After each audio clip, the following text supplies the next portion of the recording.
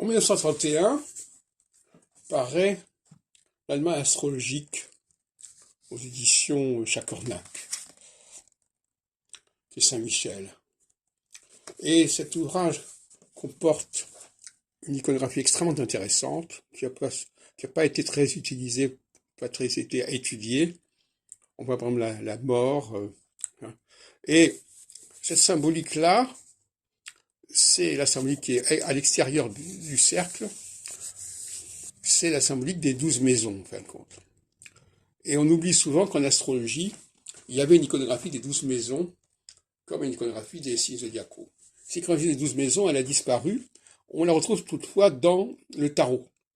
Le tarot a récupéré en partie cela. Et d'ailleurs, dans mon ouvrage sur le tarot, qui paraît 70 ans plus tard, j'ai repris cette iconographie des 12 maisons à l'extérieur,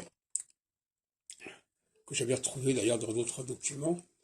Et ça avait été pour moi un choc de m'apercevoir qu'il y avait cette iconographie des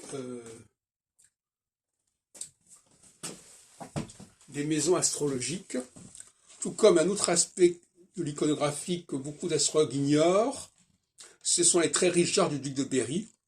Beaucoup d'astrologues ne connaissent pas cette série, qui correspond aux 12 mois, avec une iconographie liée aux activités mensuelles. On a cru bon de diviser les 4 saisons en 12 groupes, ce qui ne me paraît pas d'ailleurs très bonne idée, mais enfin peu importe. Et on s'aperçoit par exemple que le signe du Verseau est représenté dans les scènes de banquet où on voit une grande espèce de grand vaisseau au sens ancien du terme, c'est-à-dire où on pouvait verser du liquide.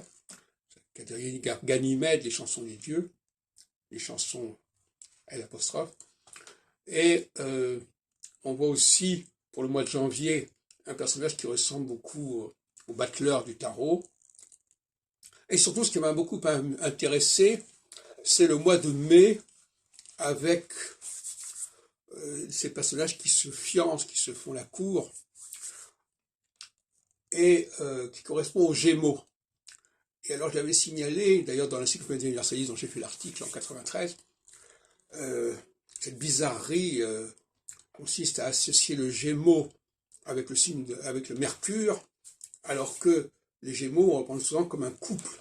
On voit ça notamment chez Nostradamus. Les Gémeaux, c'est est-ce que c'est un couple d'hommes ou est-ce que c'est un homme et une femme? Grave question qui se pose, effectivement.